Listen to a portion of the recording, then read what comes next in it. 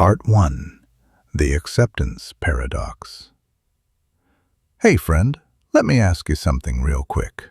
What's the one thing about yourself you've been trying to change for years?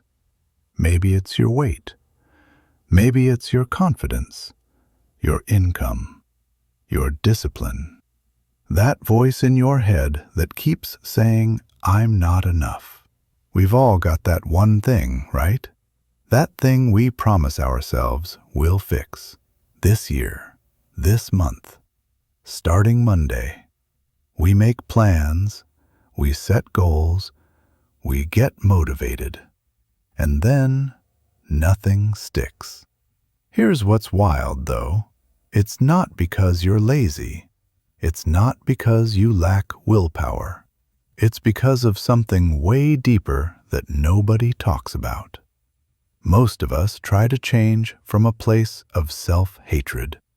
We look in the mirror and hate what we see. We compare ourselves to others and feel like failures. We beat ourselves up every single day, thinking that somehow this punishment will motivate us to become better. But here's the thing that's going to sound completely backwards. You cannot change what you refuse to accept. I know. That sounds insane, right? If I accept myself as I am, why would I bother changing? Won't I just get comfortable and lazy? Won't acceptance mean I'm giving up on myself? This is the paradox, the contradiction that most people never understand. And it's the reason why New Year's resolutions fail, why diets don't work, why motivational videos give you a temporary high but no lasting transformation. Let me paint you a picture. Imagine someone standing in front of their bathroom mirror every morning. They look at themselves and say, "You're pathetic.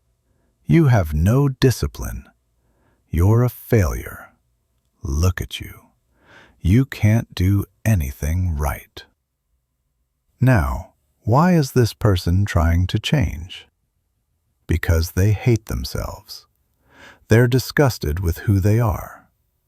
They believe that if they just push harder, criticize louder, shame deeper, they'll finally transform.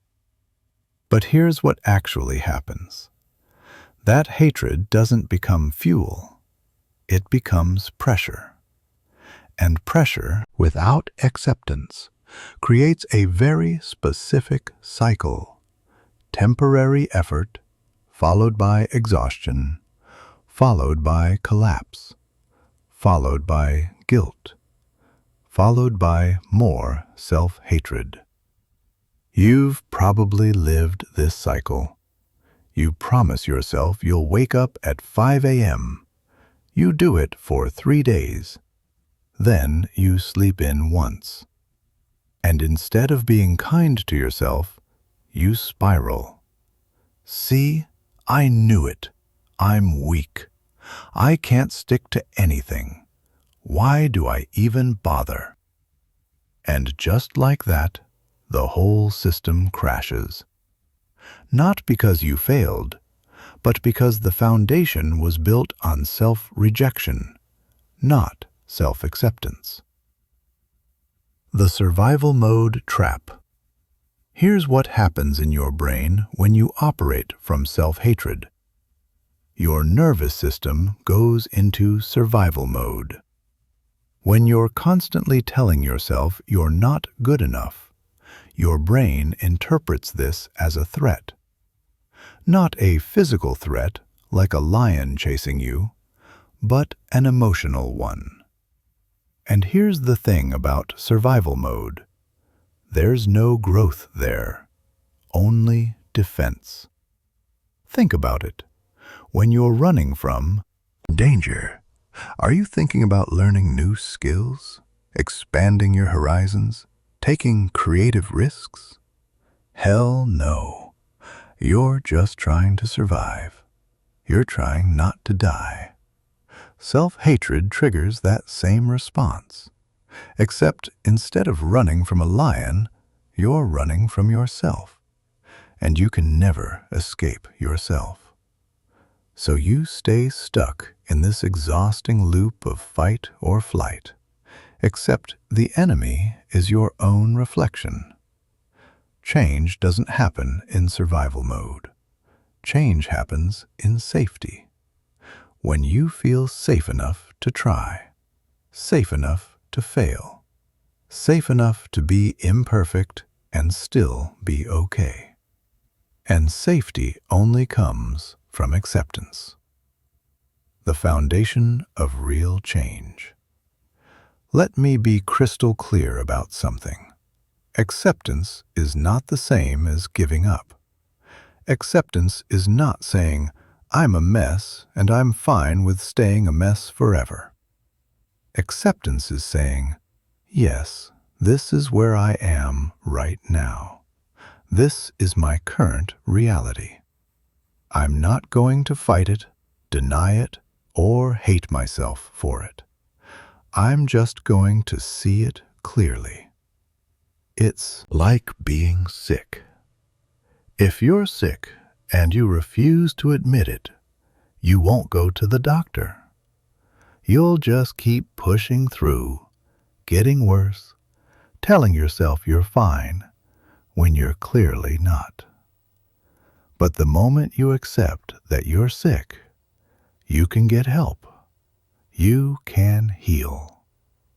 Acceptance isn't weakness. It's clarity. It's the starting point. But emotionally, we don't do this. We treat our flaws like enemies. Laziness, fear, overthinking, anger, anxiety. We see these as problems that need to be destroyed. But here's what most people miss. All of these patterns originally showed up to protect you. Fear exists to keep you safe from danger. Overthinking exists so you don't make stupid mistakes. Anger exists so you don't feel powerless.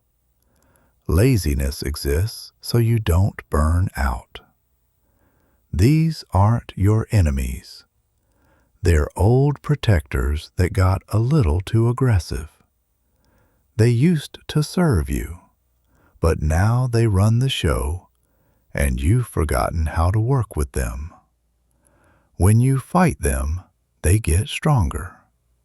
When you resist them, they persist. What you resist persists. There's a powerful psychological principle that most people don't understand. What you resist persists. When you say, I hate my anxiety, your brain focuses on anxiety. When you say, I need to get rid of this habit, your brain obsesses over that habit. When you tell yourself, don't think about pizza, what's the first thing that pops into your mind? Pizza. Resistance gives energy to the problem. The more you fight it, the bigger it gets in your mind. The more you try to suppress it, the louder it screams. That's why people who desperately try to quit smoking often relapse. Why people who obsess over losing weight end up binge eating. Why people who force themselves to be happy often feel more depressed. Because force creates resistance, and resistance creates suffering. The subtle shift that changes everything. So here's the paradox in plain English. Change begins the moment you stop saying, I need to change because I'm wrong, and start saying, I'm okay as I am, but I want to grow. Read that again. It sounds like a small difference in wording, but it's a massive difference in energy. One comes from shame. The other comes from curiosity. One comes from fear, the other comes from intention. One is driven by, "I hate who I am." The other is driven by, "I'm excited about who I'm becoming." And here's the crazy part. The second approach works way better. Because when you accept yourself, something powerful happens. You relax. And when you relax, you think clearly.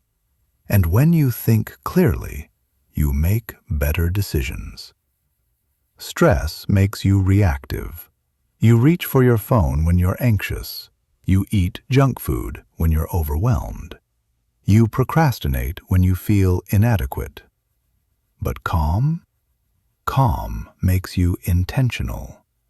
Calm lets you choose the hard thing. Calm lets you sit with discomfort without needing to escape it immediately. Change never comes from pain. Change comes from clarity. Acceptance is not a comfort zone. A lot of people think acceptance means settling, like you're just going to sit on your couch, accept that you're broke or unhealthy, and do nothing about it. But that's not acceptance. That's resignation. And there's a huge difference. Acceptance is not a comfort zone. Acceptance is a starting line. Imagine you're financially struggling. If you wake up every day and tell yourself, "I'm a failure, I'm worthless, I'll never get ahead," your energy goes into shame. You feel stuck. You feel hopeless. And hopeless people don't take action. But if you wake up and say, "Okay, I'm here. This is my reality. I don't love it, but I'm not going to waste energy hating myself for it. Now, what's my next move?" See the difference? The first response drains you. The second one activates you. Acceptance isn't stagnation. Acceptance is awareness. It's seeing your reality without judgment. And only when you can see clearly can you take responsibility. And responsibility is very different from blame. Responsibility versus blame. Blame says, "This happened to me. I'm a victim. Life is unfair." Responsibility says, "This is where I am. Now, what can I do about it?" Blame keeps you stuck in the past. Responsibility moves you toward the future. Blame makes you powerless. Responsibility makes you the author of your own story. And here's the thing. You can't take responsibility for your life if you're at war with yourself. Because a person at war with themselves is always losing. You can't win a fight against yourself. You can't punish yourself into greatness. The double standard we live by. Here's a thought experiment. Imagine your best friend makes a mistake, a real one. They screw up at work. They say something hurtful. They fail at something they tried hard at. What would you do? You'd probably comfort them, support them, help them see the bigger picture, remind them that one mistake doesn't define them. Now imagine you make that same mistake. What do you do to yourself? You destroy yourself. You call yourself names. You replay the failure over and over. You tell yourself you're an idiot, a loser, someone who never gets it right. This double standard is killing your growth. You give your friends compassion, but you give yourself cruelty. And cruelty never leads to growth. Befriending yourself. Self-acceptance is about becoming your own friend, not your own drill sergeant, not your own bully, your friend. When you stop being your own enemy, life becomes your ally. And this is the paradox we started with. Change doesn't happen from rejecting the present. Change happens from deeply accepting it. Think of a river. If you stand in the water and scream, "Flow faster, move quicker," nothing happens. You're just exhausting yourself. But if you clear the path, remove the rocks, create space, the river flows naturally. It doesn't need force, it just needs freedom. Acceptance is removing the rocks. Acceptance is clearing the path, so your natural flow can happen. Motivation versus compassion. We think motivation changes lives, but it's actually compassion that transforms us, especially self-compassion. When you say to yourself, "Okay, I'm not disciplined right now. I'm not confident right now. I'm struggling right now, and that's okay." Notice what I didn't say. I didn't say, "I'm not disciplined right now, but I will be." No, just stop at, "That's okay." This is where healing begins. Because when you accept yourself without conditions, the fear dissolves.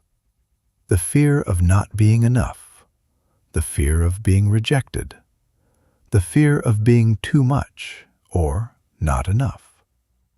And when fear dissolves, energy gets released. And that released energy, that becomes your fuel for change. Rock bottom and the power of surrender.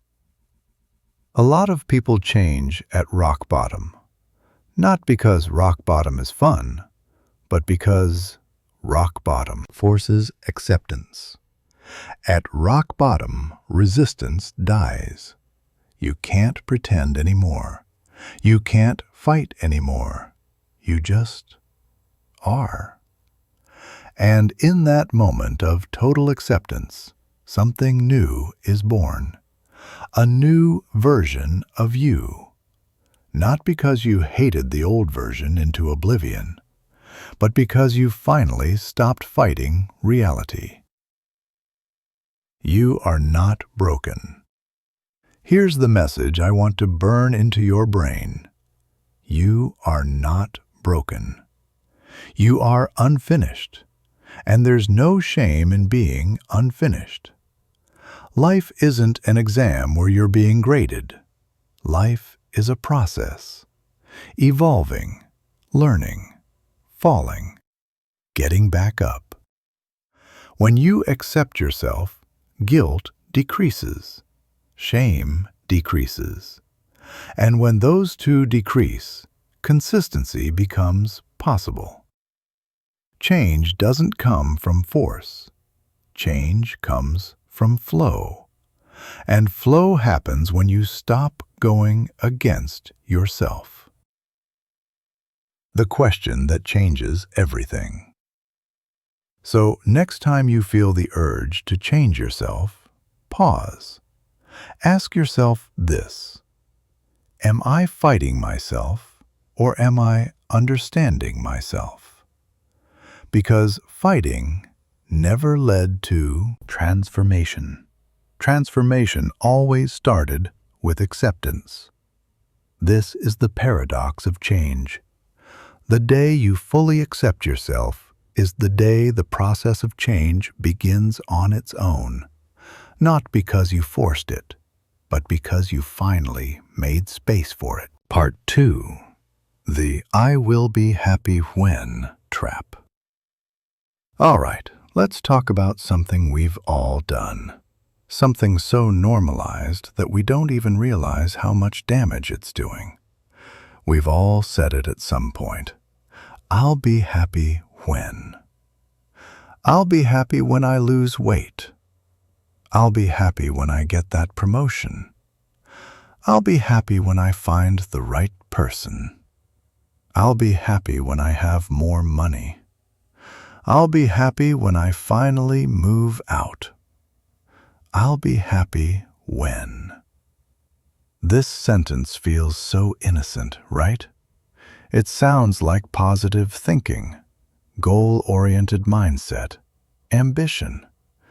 But here's the brutal truth. This one sentence is stealing your happiness right now. We think we're being strategic. We think we're setting ourselves up for future joy. But what we're actually doing is exiling ourselves from the present moment. We're telling ourselves that right now isn't good enough, that we're not allowed to be happy until certain conditions are met. And those conditions? They keep moving. The endless postponement. From childhood, we're conditioned into this mindset. Study hard now, you'll be happy after exams. Then it's, get into a good college, then you'll be happy. Then, get a good job, then you'll be happy. Then, get promoted, get married, have kids, buy a house, retire, then you'll be happy. We spend our entire lives sitting in a waiting room, thinking that real life will start someday. But that day never comes. Because here's what happens. As soon as one condition is met, your brain immediately creates a new one. You get the job? Now the salary isn't enough. You get the salary? Now the position isn't high enough. You get the position? Now you have no time. You get the time? Now you feel unfulfilled. Happiness stays perpetually one step ahead, like the horizon. The closer you walk toward it, the further it moves away. This is the illusion. We think that once all our problems are solved, we'll finally be happy. But problems never end. They just change shape. Student. Life has different problems than work life. Single life has different problems than married life. Being broke has different problems than being wealthy. If your rule for happiness is, I need a problem-free life, then happiness will literally never arrive. Because problem-free lives don't exist. Happiness is not a reward for perfection. Here's what we get wrong. We treat happiness like a prize at the end of a race. Like it's something you earn after you've become perfect enough, successful enough, disciplined enough. But happiness doesn't work that way. Happiness is not a reward for perfection. Happiness is a choice you make inside an imperfect life. Our brains think backwards. We say, when I'm confident, then I'll be happy. But actually, confidence often comes from being happy, not the other way around. We say, when I have everything, then I'll be peaceful. But peace isn't something external. It's an internal skill. The truth is, I will be happy when thinking is just emotional procrastination. The same way we postpone tasks to tomorrow, we postpone happiness to some imaginary future. And here's the saddest part. The future never becomes the present. As soon as it arrives, it's still not now, later. We sacrifice today for a tomorrow that never actually shows up. The struggle becomes the identity. A lot of people say, I'm struggling now, but I'll enjoy life later. But here's what happens. Struggling becomes a habit. You get so used to suffering, so used to grinding, so used to delaying gratification, that when comfort finally does arrive, you don't know how to receive it. You feel guilty for being happy. You feel like you should be working harder. You feel like rest is lazy. We forget that happiness isn't an event. It's a state of being. It's not something you find. It's something you practice. Happiness is a daily decision. Let me say this clearly. Happiness doesn't come from circumstances. It comes from interpretation. Two people can be in the exact same situation. One is miserable. The other is grateful. It's raining. One person says, "Ugh, everything's ruined." Another says, "Nice, it's cooling down." Same rain, different experience. Your happiness doesn't depend on what you have.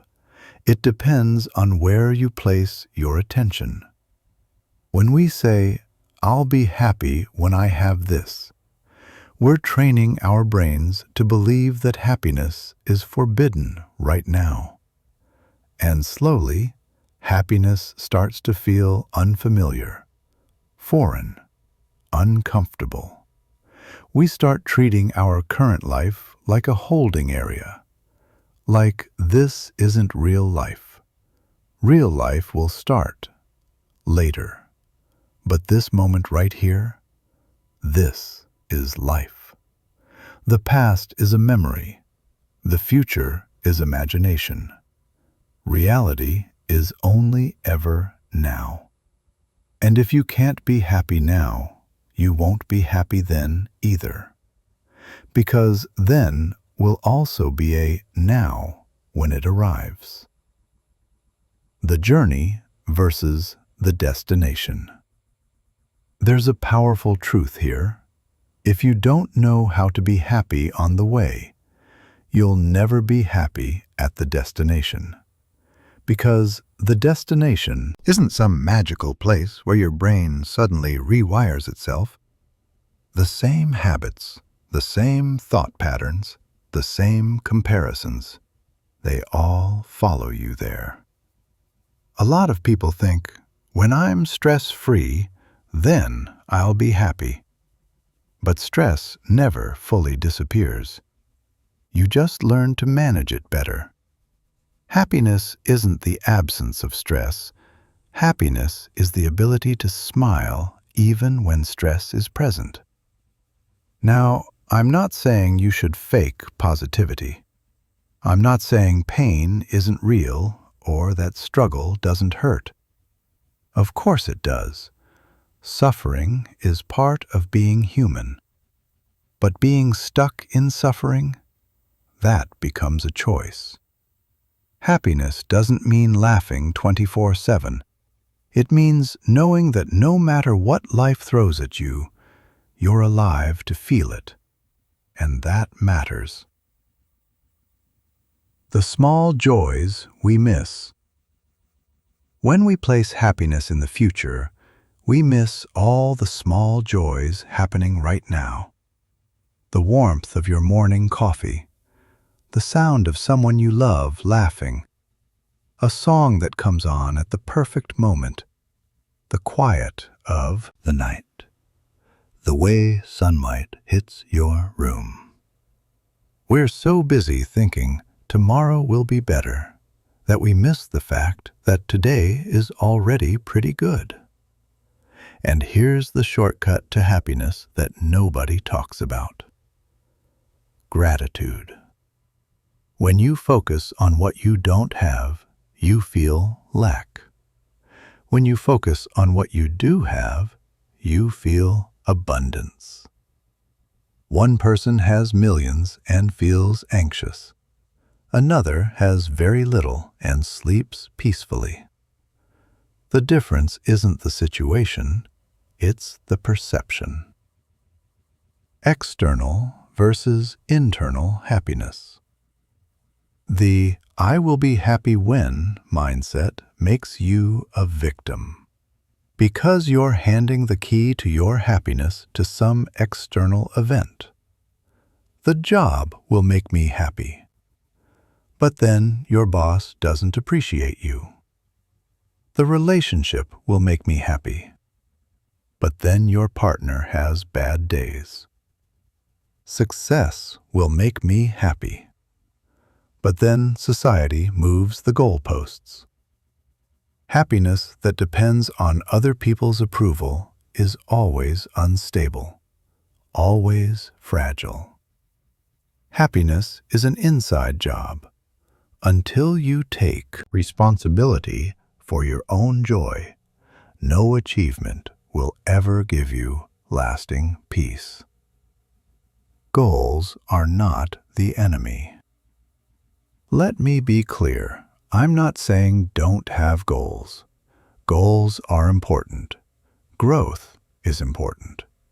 Ambition isn't bad. What's bad is thinking happiness comes after growth instead of during growth. You can work hard and be happy. You can struggle and still feel grateful. You can be incomplete and still feel content. Real freedom starts when you stop saying, "I'll be happy when," and start saying, "I'll practice being happy today." Because happiness isn't a finish line you cross and the race is over. Happiness is the background music playing as you walk. You can hear it at every step if you choose to. The irony of letting go. And here's the irony. The moment you stop making happiness conditional on the future starts improving on its own. Because happy people make better decisions. Better decisions create better lives. So the "I will be happy when" fallacy, it's a false promise that keeps you distant from life. And the truth is simple. Happiness isn't when. Happiness is now. Self-compassion, the misunderstood skill. Now let's talk about something that sounds soft, but is actually one of the most powerful tools for transformation: self-compassion. When most people hear self-compassion, they picture someone being lazy, making excuses, going easy on themselves, not taking life seriously. We think that if we're too kind to ourselves, we'll lose our edge, our discipline will disappear, our ambition will die, we'll become weak. This is the biggest misunderstanding. Self-compassion isn't weakness, it's fuel. It's not about comfort, it's about strength. Most people don't fail because they're too kind to themselves. They fail because they're too cruel. The inner critic. Here's what most people do. They don't motivate themselves, they terrorize themselves. There's a voice in their head that runs 24/7. You're useless. You'll never make it. You're always late. Everyone else is ahead of you. You're pathetic. This voice pretends to be a strict teacher pushing you forward, but it's not a teacher. It's a prison guard. It doesn't teach discipline, it creates fear. And fear-driven lives don't go very far. When you constantly criticize yourself, your brain goes into threat mode. Creativity shuts down. Risk-taking becomes impossible. Your focus narrows to one thing. Don't mess up. But growth doesn't come from not messing up. Growth comes from messing up and getting back up. The inner ally. Imagine this. Every time you make a mistake, someone yells at you. "You're a failure. You're worthless. What's wrong with you? Would you want to try again? Hell no. You'd stop trying altogether. That's what the inner critic does. It paralyzes you. Research shows that self-criticism doesn't create motivation. It creates paralysis. So here's the alternative. The inner ally. The inner ally is the voice that says, yeah, you messed up, but that doesn't mean you're broken. Today didn't go well, but you're learning. You're moving slowly, but you haven't stopped. This voice doesn't make you comfortable. It makes you safe. And safety is everything. Safety is required for growth. When a person feels emotionally safe, that's when they take risks. That's when they step outside their comfort zone. That's when they actually grow. Without safety, growth is impossible. Think about a baby learning to walk. They fall. A lot. But their parents don't shame them.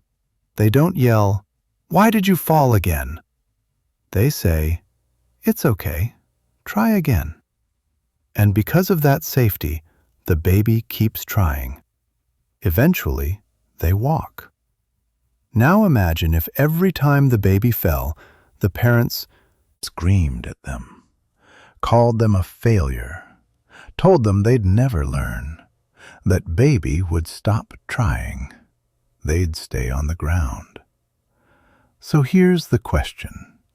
Why do we give compassion to babies, but cruelty to ourselves? Treat yourself like a best friend.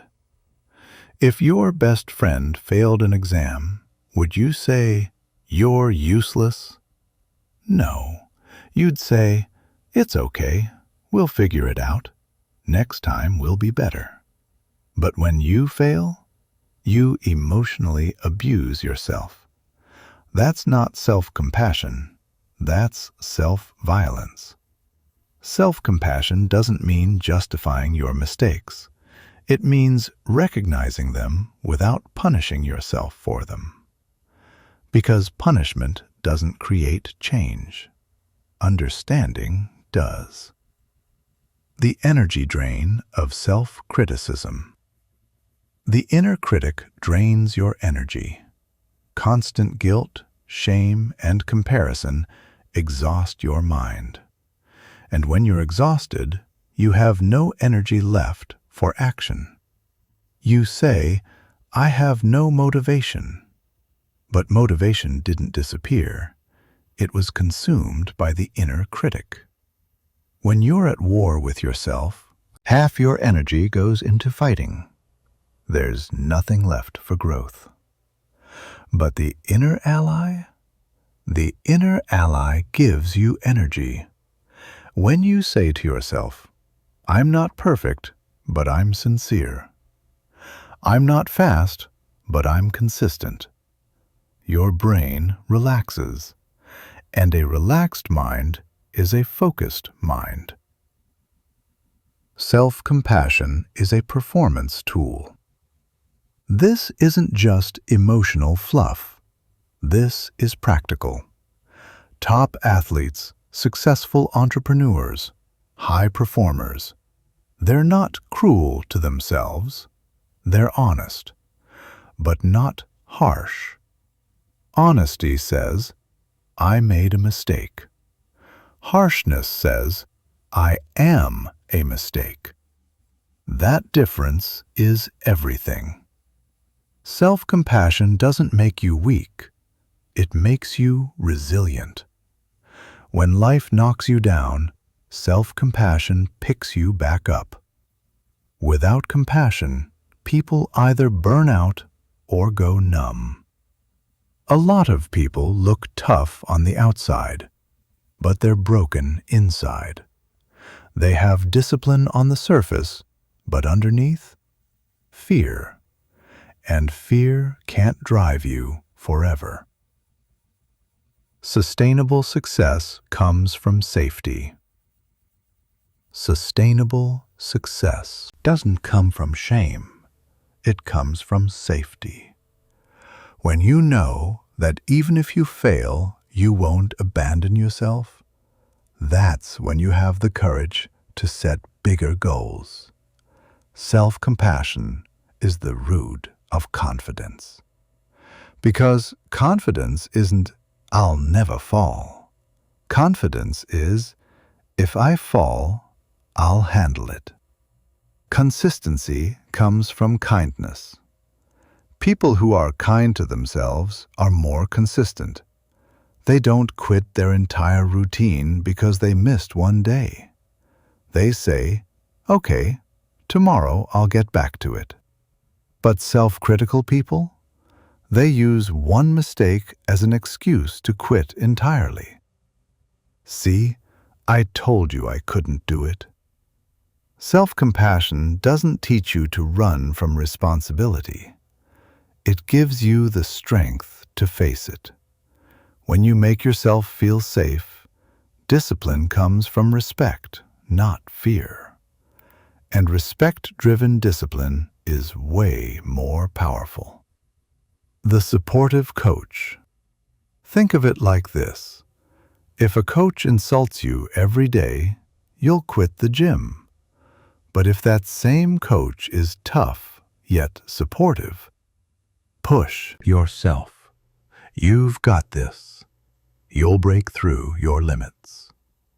Self-compassion is that supportive coach, not offering comfort, not being cruel, just being real. You're not fighting the world, you're fighting yourself. Most people today aren't defeated by the outer world. They're defeated by their inner world. The world isn't as harsh as the voice inside your head. If you mentally hurt yourself every single day, even the smallest external wound will feel unbearable. But if you have a friend on the inside, the battles on the outside become manageable. Stop being your own enemy. Become your own ally. Self-compassion isn't emotional drama. It's clarity. It's maturity. It's intelligence. Because the person who learns to stand with themselves no longer needs validation from the world. And here's the beautiful part.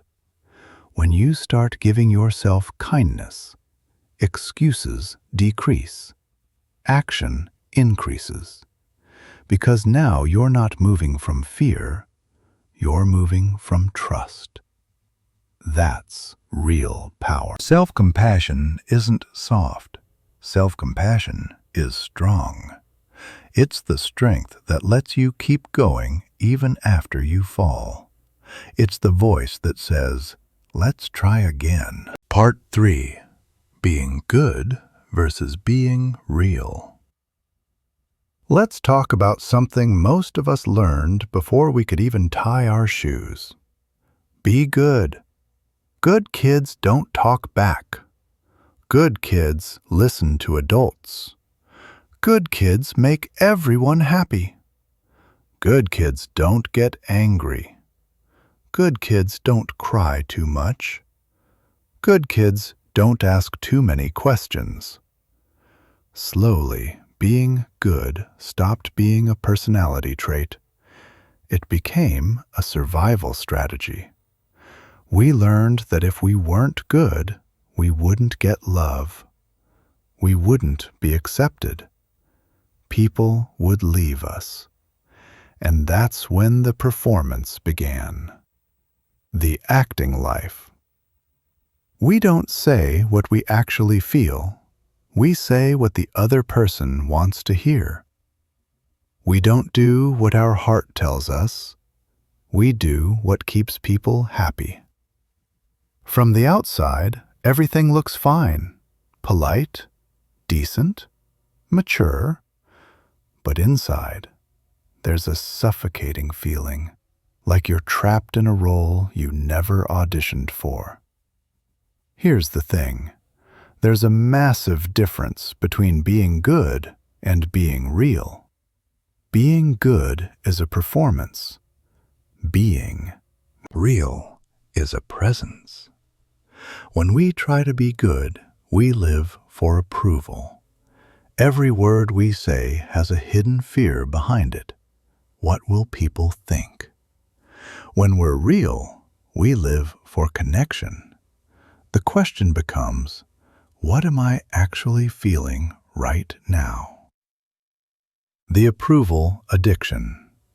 Being good feels safe when we're kids, because when we're good, we get praise, and praise becomes addictive.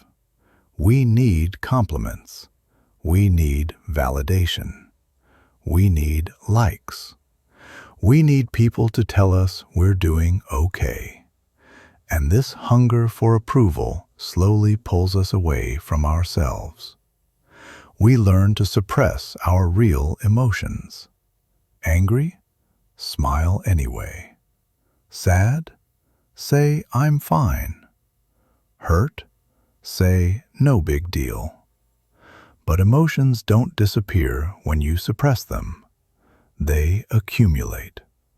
Like a pressure cooker. Calm on the outside, boiling on the inside. Trying to look good creates separation. Here's what happens when you focus on being good. People might like you, but they won't really know you, because you showed them a mask, not your truth. They're with you, but you feel alone. Because connection doesn't come from personality. Connection comes from vulnerability. When you admit, I'm confused. When you say, I'm scared. When you confess, I don't know what happens next. That's when the other person connects, because they feel the same things, but they're also hiding it. The exhaustion of perfection. But our conditioning tells us that showing emotions is weakness. So we pretend to be strong. And acting? Acting is exhausting. Trying to be perfect every day, filtering every word, calculating every decision based on how others will react. That's not life. That's a role. And the more you try to be good, the more you lose yourself. Eventually, you forget what you actually want, because you've spent so long wanting only what's acceptable. Approval-based identity. This is what happens. Your worth becomes tied to other people's reactions. If they praise you, you're okay. If they criticize you, you collapse. This kind of life is incredibly unstable because people change. Their expectations change. And if your identity depends on their approval, you'll spend every day adjusting yourself to fit. Being real is not being rude. Now, being real doesn't mean being rude. It doesn't mean being insensitive or inconsiderate. Authenticity means living your truth honestly. You can be polite and real. You can be kind and honest. But the difference is in the intention. A good person says, I'm saying this so they don't feel bad. A real person says, I'm saying this because it's true.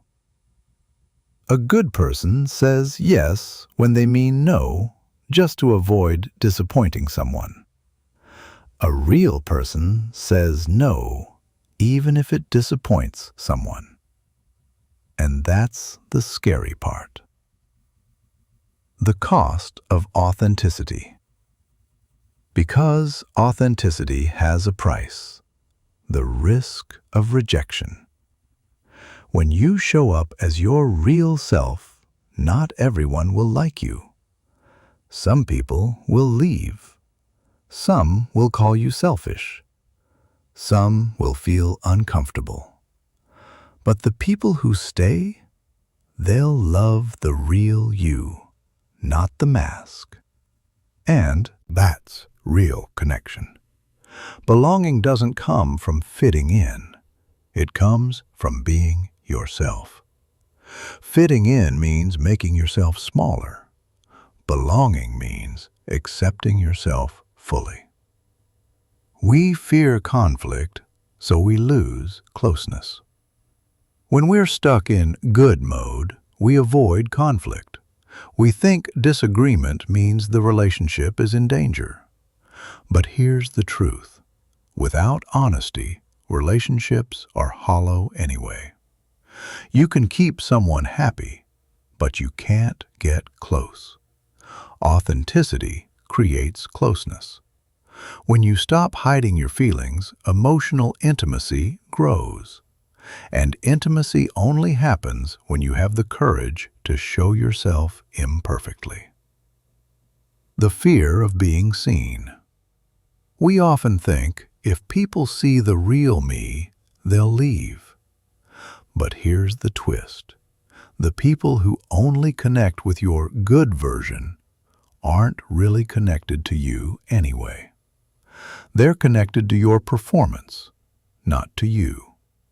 Stop performing for love. Love doesn't come from performance. Love comes from presence. Authenticity doesn't make you lonely.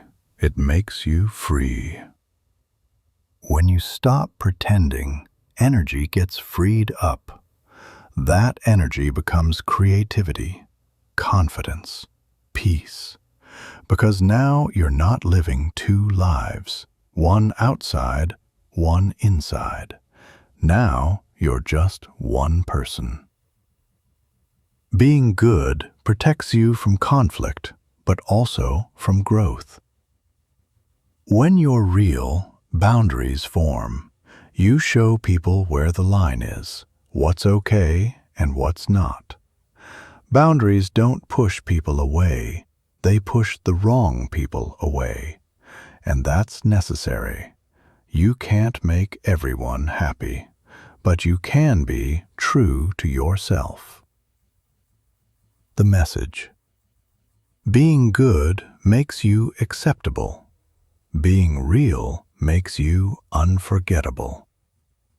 People don't connect with perfection. People connect with truth. And truth is messy, imperfect, but alive. Stop trying to be good. Be true. Because looking good might bring people close, but being true connects hearts. And connection only happens when the mask falls. Giving up versus letting go, the critical difference. All right, let's talk about something that confuses almost everyone at some point in their life. There comes a moment when you're just tired. You've tried so hard, you've worked so much, and then a voice inside says, maybe I should just stop. But here's where the confusion comes in. Is stopping the same as quitting? Is letting go the same as giving up? Is surrender the same as defeat? Most people can't tell the difference, and because of that confusion, they either push too hard and burn out, or they give up too early and regret it. So let's make this crystal clear. Giving up and letting go are not the same thing. Resignation versus surrender. Resignation and surrender look similar on the surface. Both involve letting go, but the energy behind them is completely different. Resignation says, nothing will ever change, there's no point. Surrender says, I'll do my best, but I won't control the outcome. Resignation makes you sit down. Surrender keeps you moving. That's the difference. When resignation takes over. When someone falls into resignation, hope dies. They stop trying because they believe fate is already decided. Their body might still be moving through life, but their mind has given up. They say things like, "It's not meant for me. This is just how my life is." Some people are lucky. I'm not one of them. These aren't just words. This is an internal shutdown. Not surrender, shutdown. When surrender empowers you. But surrender? Surrender is completely different. Surrender means you detach from the outcome, not from the effort. You let go of the result, not the action.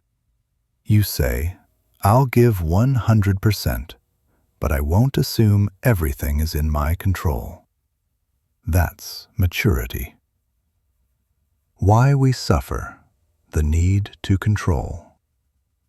Most of our suffering comes from gripping too tightly. We want things to go our way. We want timing to match our plans. We want people to change how we want them to. We want life to meet our expectations.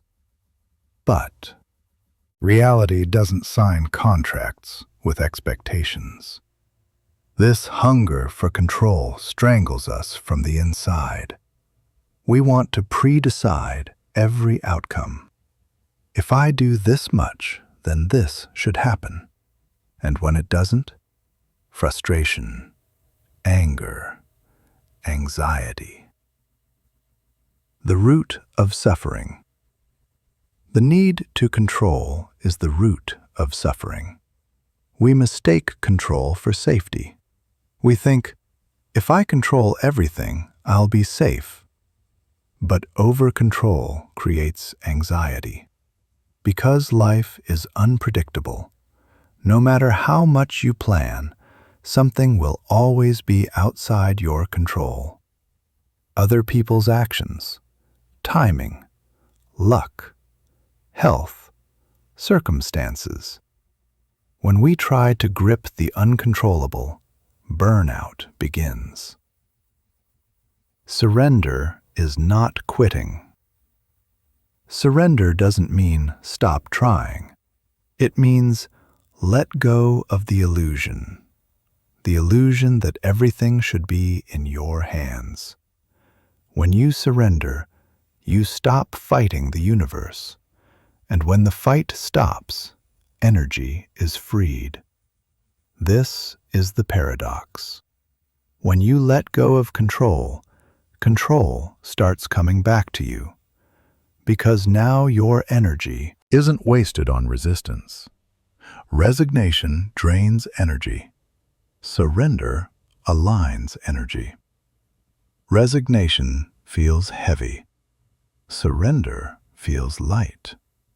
Resignation exhausts the body. Surrender calms the mind. The real question: what are you letting go of? People confuse resignation and surrender because both involve letting go. But the real question is, what are you letting go of? Resignation lets go of hope. Surrender lets go of ego. Ego says, everything must happen my way. Surrender says, I'll give my best.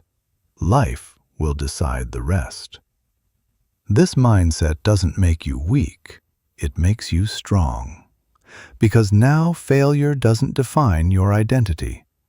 If the result doesn't come, you don't collapse. You say, I tried honestly. That's enough. And that's inner peace. Surrender is an act of faith. Surrender is faith, not blind faith, intelligent faith. It's the trust that life isn't here to punish you. Life is here to teach you. When you surrender, you come into the present moment. Control always lives in the future. If this happens, then. Surrender lives in the present. What can I do right now? And the person living in the present? That person is powerful. We fight ourselves more than life. A lot of the time, we're not fighting life, we're fighting ourselves. We swim against the current. The water wants to take us forward, but we stubbornly thrash in the opposite direction.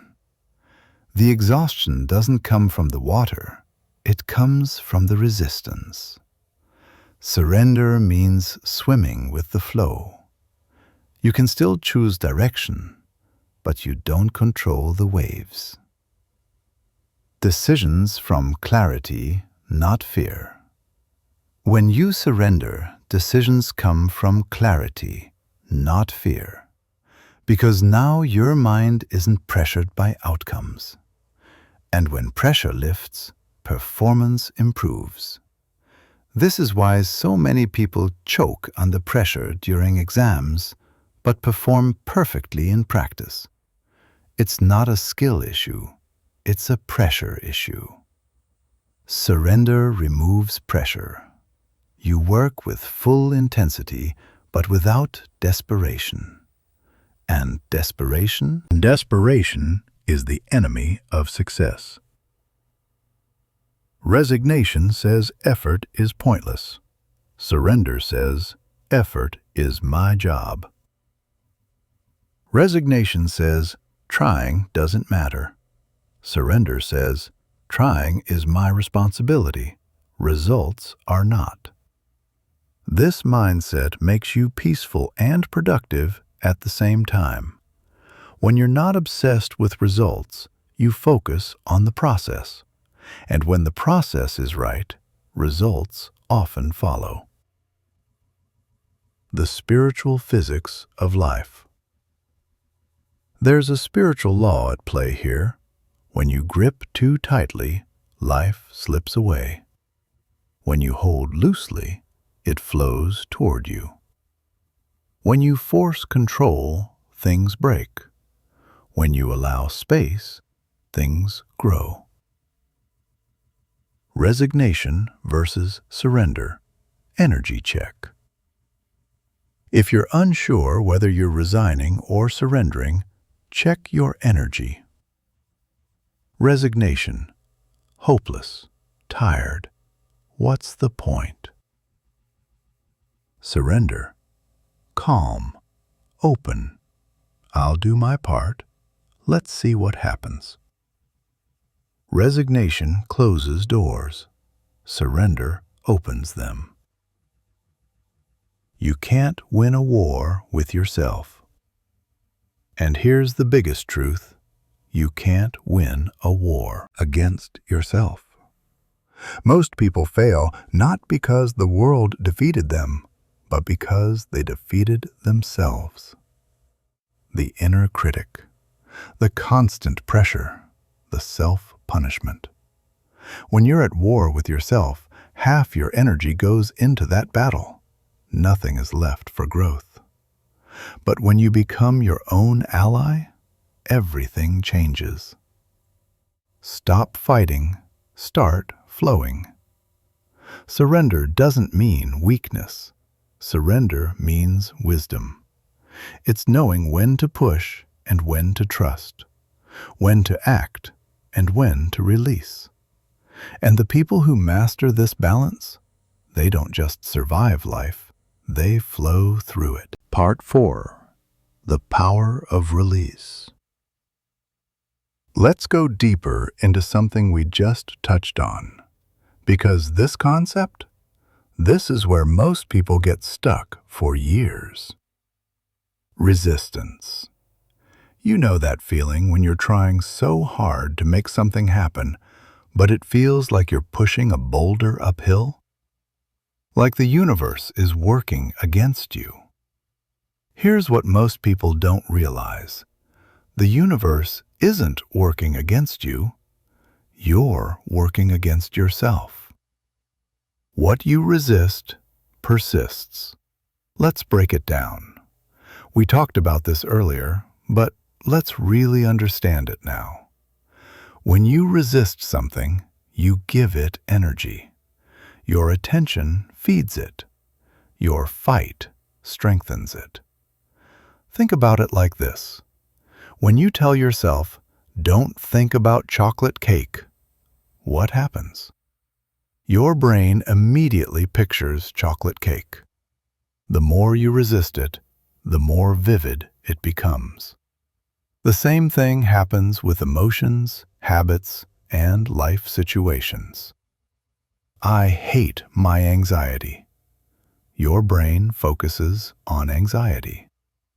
I need to stop procrastinating. Your brain obsesses over procrastination. I can't be like this anymore.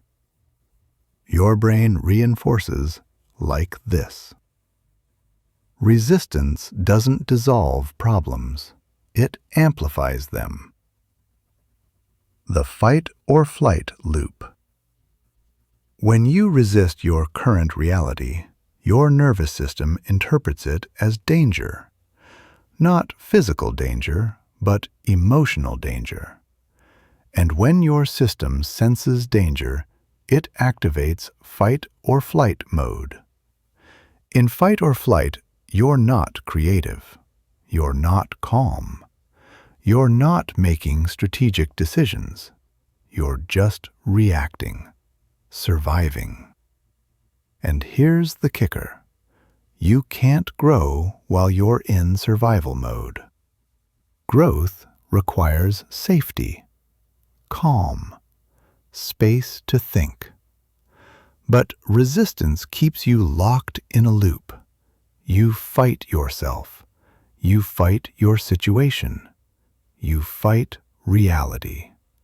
And fighting drains every ounce of your energy. The illusion of control. We resist because we think control keeps us safe. If I can just control my weight, my income, my relationships, my emotions, my future, then I'll be okay. But control is an illusion, and chasing it creates suffering. You can control your actions. You can control your effort, but you can't control outcomes. You can't control other people. You can't control timing. You can't control luck. And when you try to control the uncontrollable, you create a prison for yourself. The tighter you grip, the more it slips. There's a beautiful paradox here. The tighter you grip, the more life slips through your fingers. Ever notice how the harder you try to fall asleep, the more awake you become? How the more you chase someone's approval, the more they pull away? How the more desperate you are for success, the more it eludes you. That's resistance in action. When you loosen your grip, things start flowing toward you. Not because you stopped caring, but because you stopped strangling the process. Emotional procrastination, delaying happiness. Here's something most people don't realize they're doing. Emotional procrastination. Just like we delay tasks, delay feelings. I'll be happy when. I'll feel proud when. I'll relax when. We treat positive emotions like rewards we have to earn. Like we're not allowed to feel good until we've fixed ourselves or our lives. But here's the truth. You don't need permission to feel good. You don't need to wait until you're perfect, successful, or problem-free.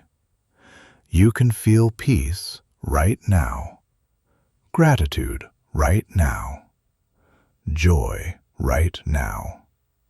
Not because everything is perfect, but because you're alive. And that's enough. Resistance creates the waiting room mentality. When you resist your present, you start living in a waiting room. Real life will start when? But real life is happening now, this moment, this breath, this conversation. The past is gone. The future is imaginary. All you ever have is now. And if you can't be present now, you won't be present later either. Because later will also be a now when it arrives. The energy leak. Resistance is an energy leak. Imagine your life force as a battery. Every time you resist reality, you drain that battery. Why is this happening to me? This shouldn't be this way. I can't believe I'm still here. All that energy goes into fighting what is, and there's nothing left for creating what could be. But when you accept what is, not because you like it, but because it's real, the leak stops. Energy returns. Clarity returns. And with clarity, you can finally take effective action. Acceptance doesn't mean settling. I know what you're thinking. If I accept my situation, won't I just stay stuck? No, because acceptance and resignation are different. Resignation says, "This is how it is. I'm powerless." Acceptance says, "This is how it is. Now what can I do about it?" Acceptance is not passive. Acceptance is the most active thing you can do, because it's the only thing that lets you see reality clearly enough to change it. You can't fix a problem you refuse to see. Flow versus force. Life has two modes, flow and force. Force is resistance. It's gripping, controlling, demanding, pushing against reality. Flow is surrender. It's allowing, trusting, moving with life instead of against it. Force exhausts you. Flow energizes you. Force is a closed fist. Flow is an open hand. And here's the paradox. When you stop forcing, things start happening naturally. Why do we resist so much? Because we think resistance protects us. We think if we stay vigilant, stay tense, stay in control, nothing bad will happen. But the opposite is true. Tension creates brittleness. Brittleness creates breaking. Flexibility survives. Rigidity shatters. A tree that bends in the wind doesn't break. A tree that resists the wind, it snaps. The practice of letting go. So how do you stop resisting? How do you let go? It starts with awareness. Notice when you're gripping. Notice when you're fighting reality. And then ask yourself, what would happen if I stopped fighting this? Not giving up, just stopping the fight. What if you let yourself feel the anxiety instead of pushing it away? What if you accepted that you're behind schedule instead of panicking? What if you admitted you don't have all the answers instead of pretending? Letting go doesn't mean you stop caring. It means you stop exhausting yourself. The relationship between resistance and suffering. Here's a formula that explains most of human suffering. Suffering equals pain times resistance. Pain is inevitable. Life will throw challenges at you. Loss, failure, disappointment, heartbreak. But suffering? Suffering is what happens when you resist that pain. When you say, "This shouldn't have happened," when you replay it over and over, when you make it mean something about your worth. That's resistance. And resistance multiplies pain into suffering. But when you allow pain to exist without resisting it, it passes. Not immediately, but it passes. Feel it to heal it.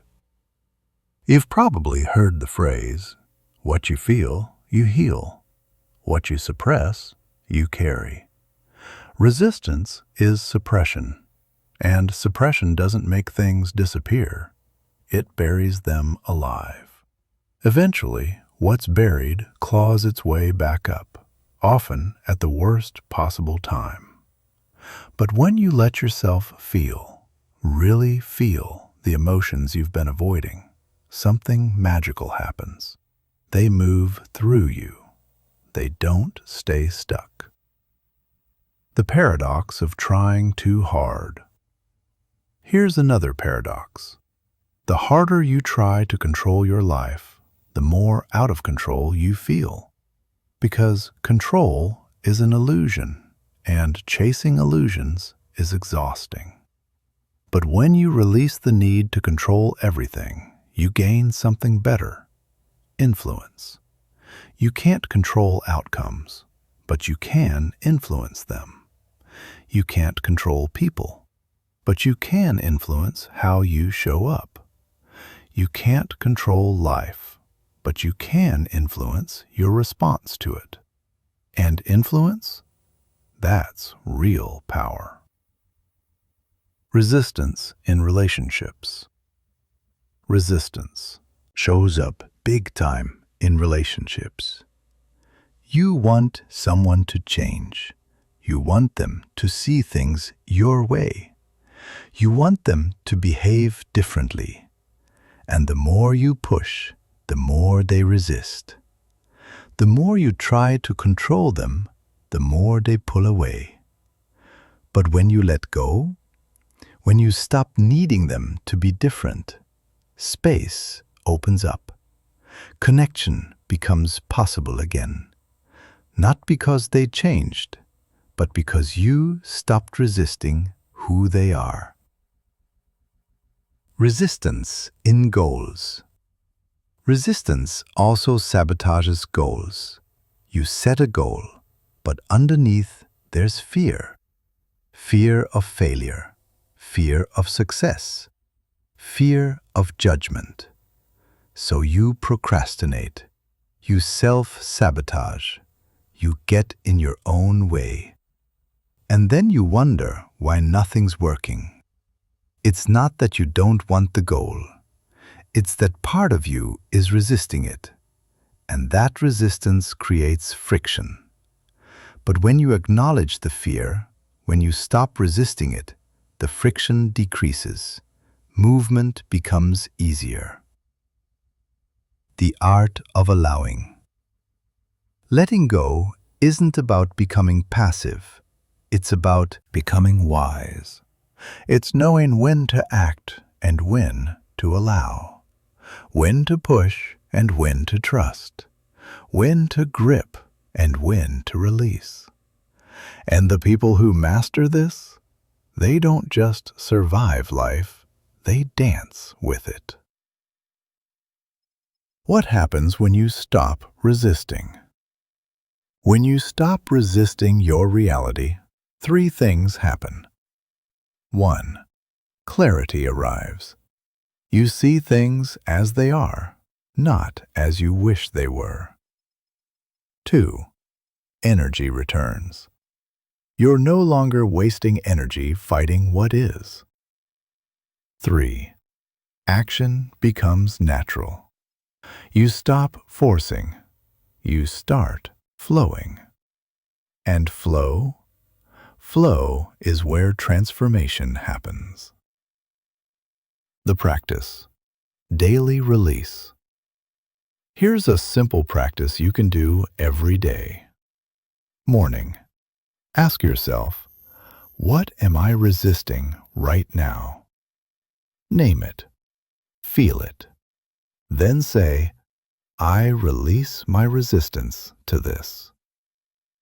Throughout the day, notice when your body tenses, when your jaw clenches, when your shoulders rise. That's resistance. Breathe into it. Let it soften. Night. Reflect on what you couldn't control today and practice saying, it's okay. I did my part. This isn't about giving up. It's about giving yourself space to breathe. Why resistance feels safe but isn't. We hold on because we think letting go means losing. But here's the truth. What's meant for you won't require force. The right relationships don't need manipulation. The right opportunities don't need desperation. The right version of you doesn't need punishment. When something is aligned, it flows. When it's not, it feels like you're dragging a dead horse uphill, and no amount of resistance will change that.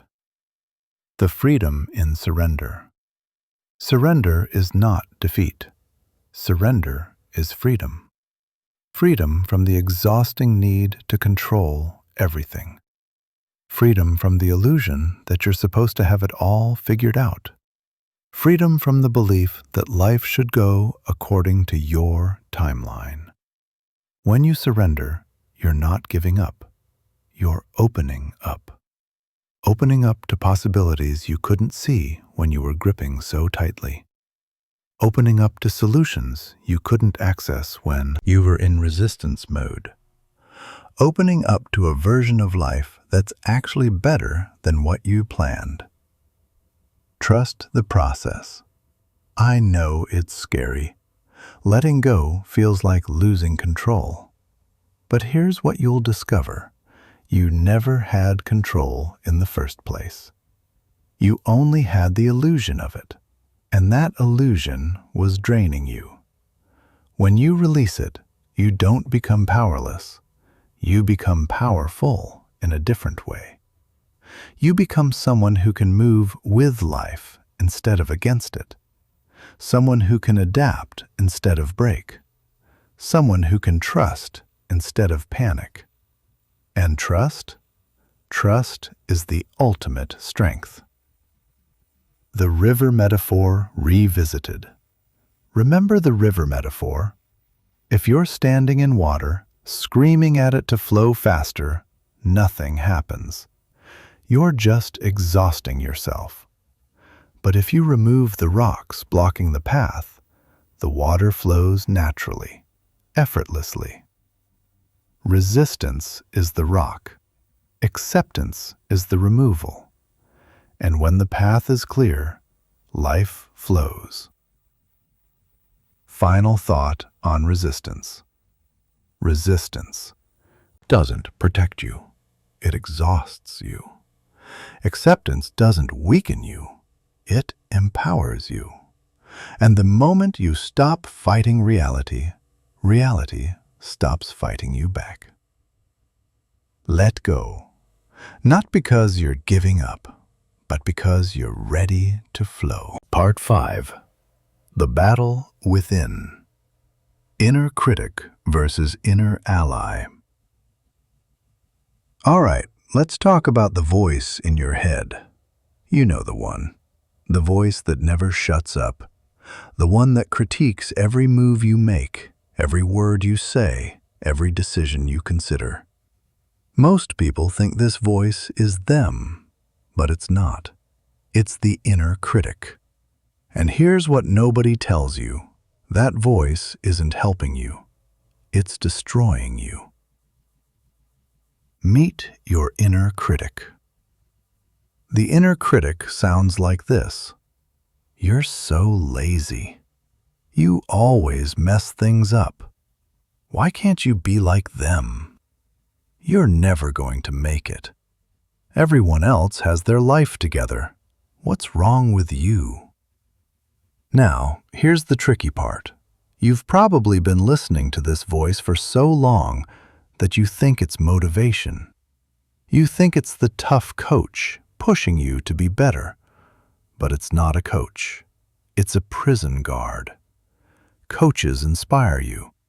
Prison guards break you down. The origin of the inner critic. Where did this voice come from? Usually, it's a blend of things. Critical parents, harsh teachers, bullies, society's impossible standards, social media comparisons. Every time someone made you feel not enough, a piece of that voice got embedded in your psyche. And over time, you internalized it. You started doing to yourself what the world did to you. Now you don't even need external critics. You've become your own worst enemy. Why the inner critic doesn't work. Here's what the inner critic believes. If I'm hard enough on you, you'll finally change. If I shame you enough, you'll get disciplined. If I make you feel bad enough, you'll do better. But does it work? Does beating yourself up actually make you more productive, more confident, more successful? No. Research shows that self-criticism creates paralysis, not progress. When you criticize yourself harshly, your brain goes into threat mode. And in threat mode, 3 things happen. Creativity shuts down. Your brain is too busy defending itself to think creatively. Risk-taking becomes impossible. Why would you try something new if failure means you'll destroy yourself? Focus narrows to survival. All you think about is don't mess up, not let's grow. The inner critic doesn't push you forward, it pins you down. The exhaustion of self-hatred. Living with the inner critic is exhausting. Every single day you wake up to a hostile environment. Except the environment isn't outside, it's inside your own head. Imagine going to work every day where your boss screams at you, calls you worthless, tells you you'll never succeed. How long would you last? How motivated would you be? That's what the inner critic does, and yet we accept it as normal. We even defend it. I need to be tough on myself, otherwise I'll get lazy. But tough and cruel are not the same thing. Self-criticism versus honest reflection. Let's be clear. I'm not saying you should never acknowledge mistakes. Self-awareness is crucial. But there's a massive difference between honest reflection and self-destruction. Honest reflection says, I made a mistake. What can I learn from this?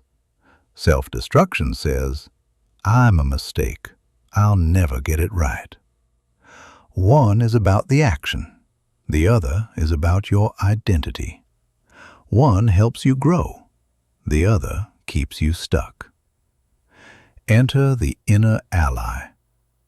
So if the inner critic is the enemy, who's the friend? The inner ally. The inner ally is the voice that says, yeah, that didn't go well, but you're learning. You're moving slower than you'd like, but you haven't stopped. Today was tough, but you showed up anyway. You're doing your best with what you have. This isn't toxic positivity. This isn't pretending everything's fine when it's not. This is realistic compassion. The inner ally doesn't ignore your mistakes. It just doesn't let them define you. why the inner ally is more effective. Here's what's wild. The inner ally actually gets better results than the inner critic. Why? Because safety creates growth. When you feel emotionally safe, you're willing to take risks. You're willing to try new things. You're willing to fail and get back up. But when you're terrified of your own reaction to failure, you play it safe. You stay small. You don't even try. The inner ally creates a safe environment for growth. The inner critic creates a hostile environment for survival. The baby learning to walk. Think about a baby learning to walk. They fall a lot, over and over. But the parents don't yell at them. They don't say, "What's wrong with you? Why can't you do this? Everyone else your age can walk. You're a failure."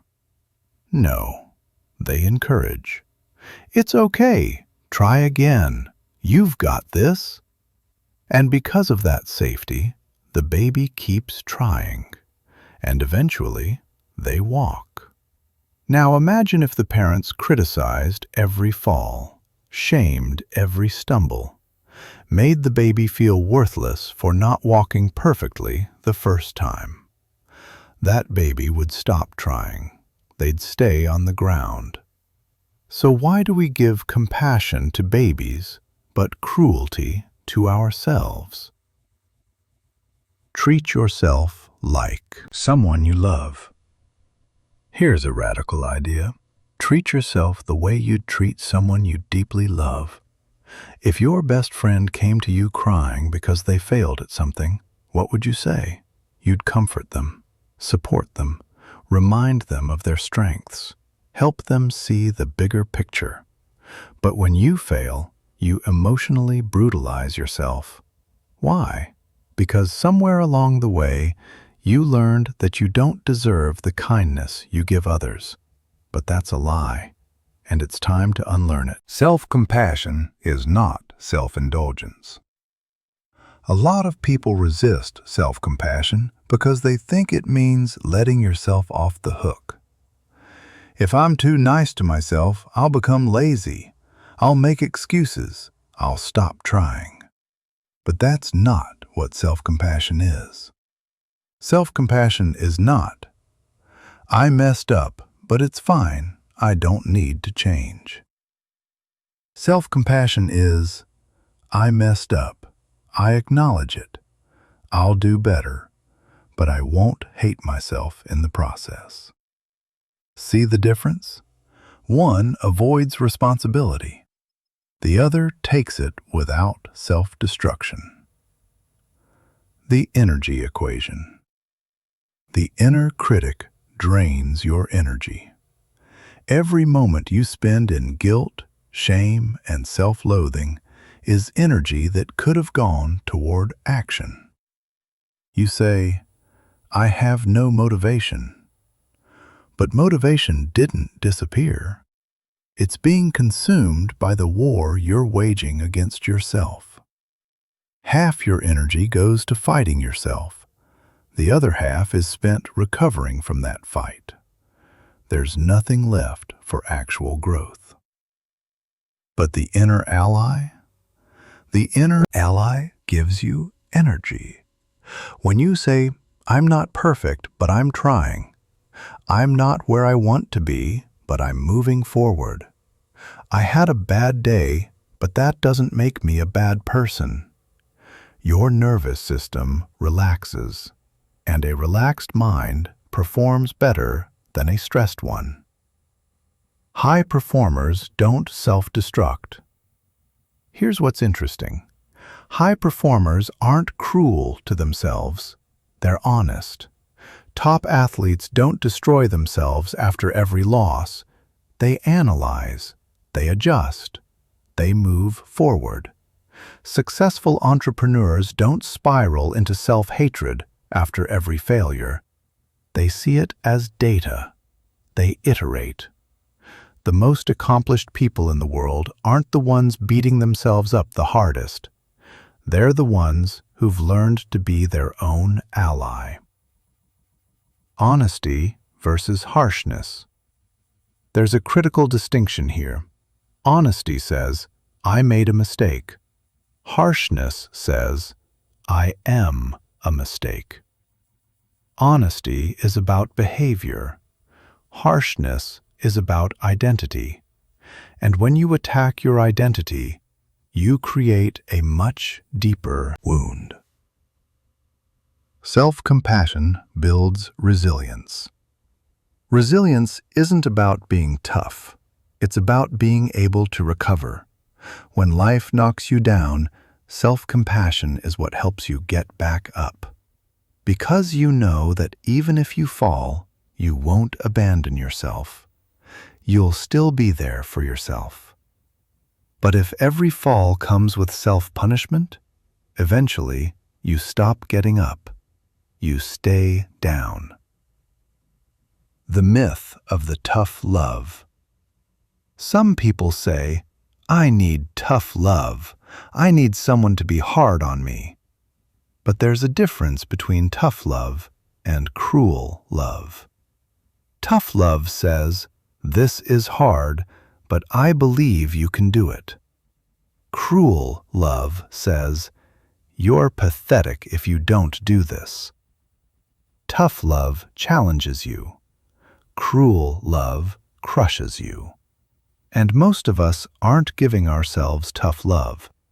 We're giving ourselves cruelty. Practical self-compassion techniques. Okay, so how do you actually practice self-compassion?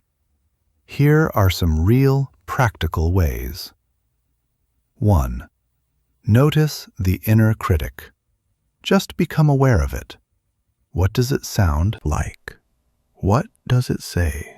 How does it make you feel? 2. Question it.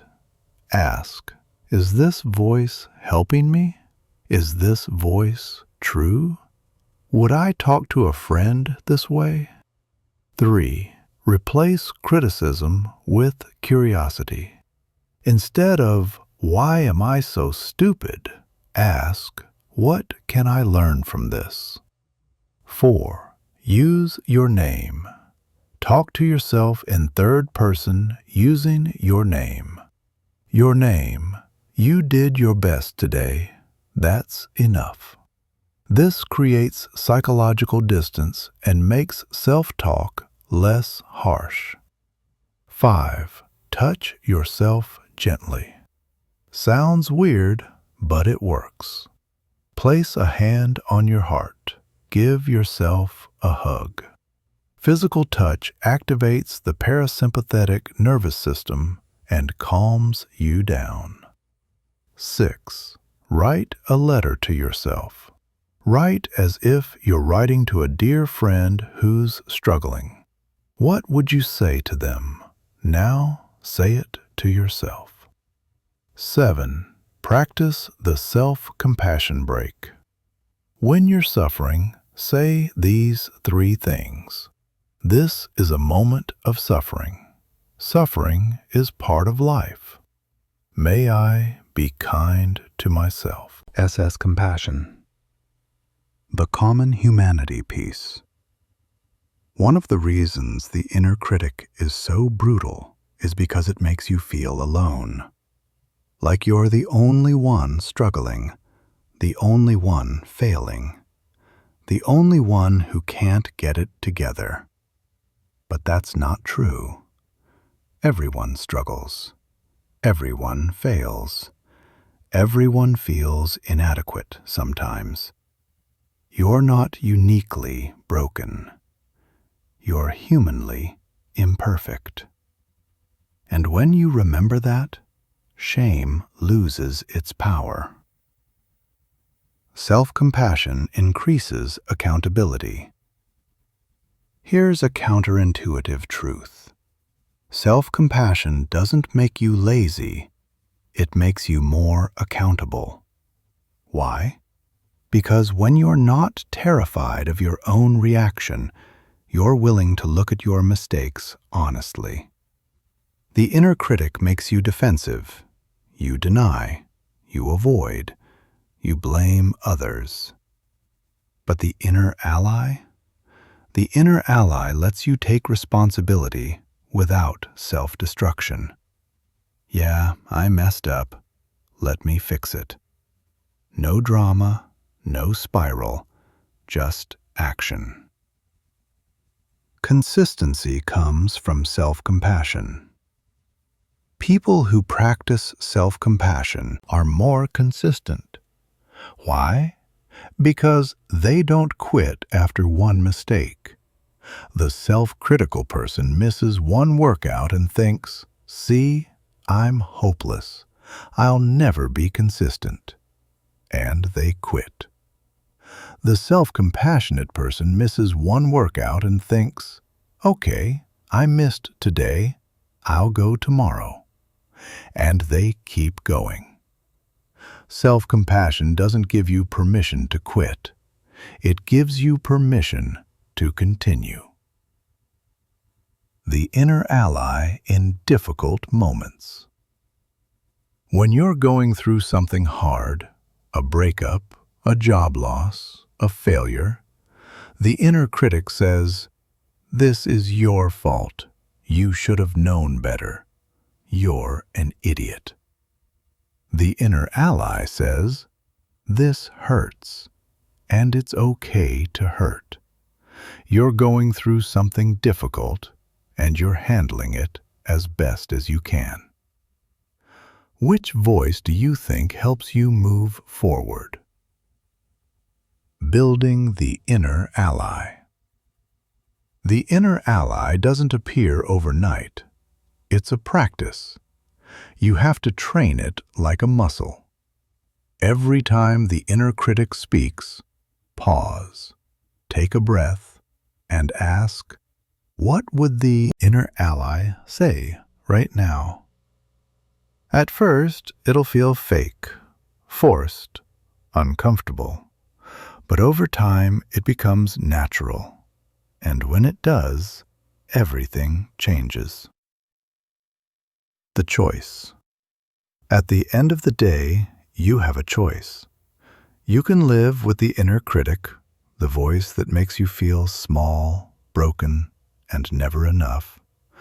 Or you can build the inner ally, the voice that reminds you that you're human, you're trying, and you're worthy. One keeps you stuck in fear, the other moves you toward growth. Who do you want in your corner? Part 6. The courage to be real. Final. We're at the final piece now. This one ties everything together. Because all the acceptance, all the self-compassion, all the letting go, it leads to one ultimate destination. The courage to be real. Not good, not perfect, not likable. Real.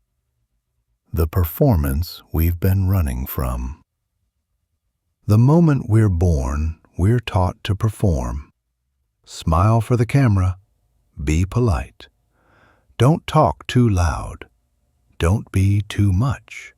Don't be too little. Fit in. Don't stand out. Actually, stand out, but only in acceptable ways. We learn that love is conditional, that acceptance has requirements, that being ourselves isn't enough. So we start editing, filtering, adjusting. We become what we think people want us to be. And slowly, quietly, we lose track of who we actually are. By the time we hit adulthood, we've perfected the act. We know exactly which version of ourselves to show in which situations. The professional version at work, the fun version with friends, the dutiful version with family. the filtered version on social media. We've become masters of adaptation, chameleons who change color depending on the room.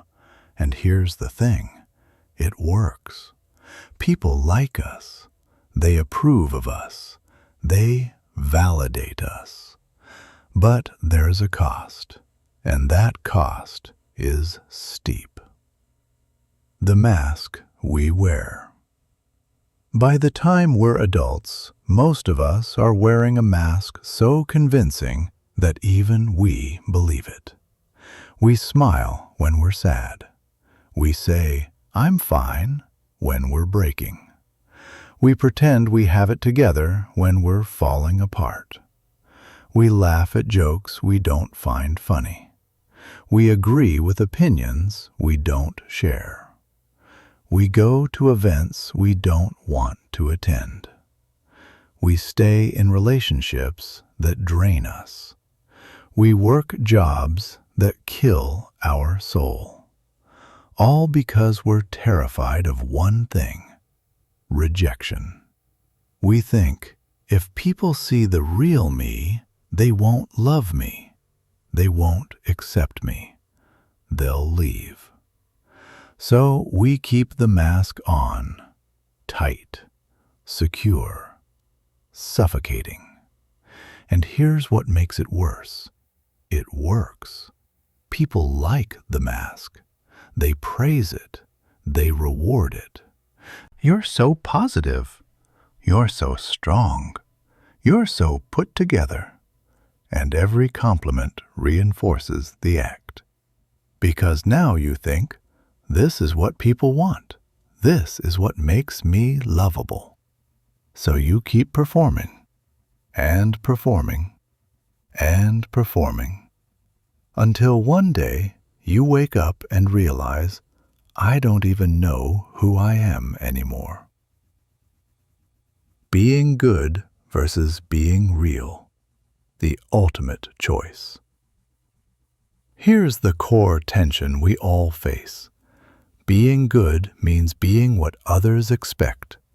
It means molding yourself to fit. It means people-pleasing, conflict-avoiding, approval-seeking. It means saying yes when you mean no. It means hiding your truth to keep the peace. Being real means being who you actually are. It means honoring your truth. It means setting boundaries, saying no, disappointing people when necessary. It means showing up imperfectly and unapologetically. And let's be honest, being real is terrifying. Because being real comes with risks. Rejection, judgment, criticism, conflict, losing people. But here's what nobody tells you. Being good comes with costs, too. The cost of being good. When you spend your life being good, here's what you lose. 1. Connection. People don't connect with your performance. They connect with your humanity. When you hide your real self, you rob others of the chance to truly know you. They might like you, but they don't actually know you. And you feel that distance. You feel alone even when you're surrounded by people. 2. Energy. Performing is exhausting. Every word calculated. Every emotion filtered. Every decision based on what others will think. Every interaction becomes a chess game. If I say this, will they still like me? If I do that, will they judge me? By the end of the day, you're drained. Not because life is hard, but because pretending is hard. 3. Self-trust. When you ignore your own feelings to please others, you stop trusting yourself. You lose touch with your own intuition, your own desires, your own truth. You start second-guessing everything. What do I actually want? I don't even know anymore. Because you've spent so long wanting what's acceptable that you forgot what's authentic. 4. Freedom. When your worth depends on others' approval, you're never free. You're always at the mercy of other people's opinions, moods, and judgments. One negative comment can destroy you. One withdrawal of approval can send you spiraling. You're living in a prison of other people's expectations. And the walls? You built them yourself. 5. Joy. When you can't be yourself, you can't fully experience joy. Because joy requires presence, and you can't be present when you're performing. You're too busy monitoring yourself, editing yourself, controlling yourself. Real laughter, real peace, real happiness. They all require you to let your guard down, and you can't do that when you're wearing a mask. The loneliness of being liked. Here's a painful paradox. You can be liked by everyone and still feel completely alone, because they like the mask, not you. They like the version of you that agrees with them, supports them, never challenges them, never needs anything, never shows weakness, never takes up too much space. But that's not intimacy. That's a transaction. You give them what they want, they give you approval in return. But nobody's soul is touching. Nobody's truth is being seen. Real intimacy requires vulnerability, and vulnerability requires risk. What is vulnerability? Vulnerability isn't oversharing. It's not dumping your trauma on strangers or using your pain as a weapon. It's not being reckless with your heart or inappropriate with your honesty. Vulnerability is allowing yourself to be seen, truly seen. It's saying, I don't know when you don't know. It's admitting, I'm scared when you're scared. It's confessing, I need help when you need help. It's letting people see the messy, imperfect, still figuring it out version of you. It's showing up without the armor, without the script, without the guarantee that you'll be accepted. And that's where connection happens. Not in the polished Instagram post, not in the carefully crafted response, not in the perfectly curated life, but in the raw, unfiltered, this is me and I'm scared you won't like it, but here I am anyway moment. The armor we build. Most of us build armor to protect ourselves from vulnerability. We become hyper-independent. I don't need anyone. I can do everything myself. We refuse help. We refuse closeness.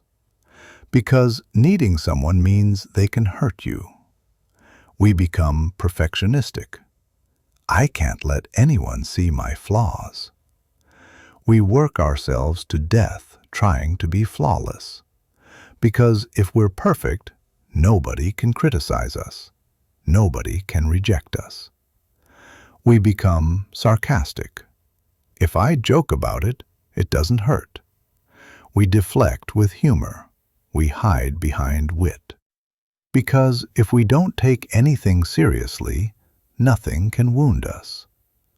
We become aloof. If I don't care, I can't get hurt. We act like nothing matters, like we're above it all, because caring is dangerous. Caring means you can lose. And the armor works. For a while. It keeps people out. It keeps us safe from rejection, from judgment, from pain. But it also keeps us isolated, disconnected, numb.